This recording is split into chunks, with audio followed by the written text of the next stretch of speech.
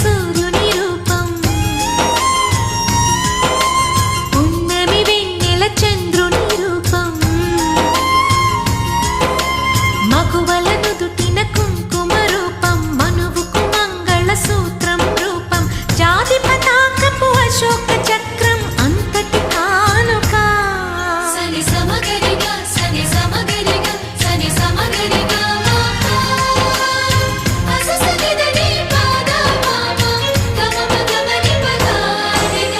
ఆడే పాడే వయసుకు నేడే అందిన కానుక.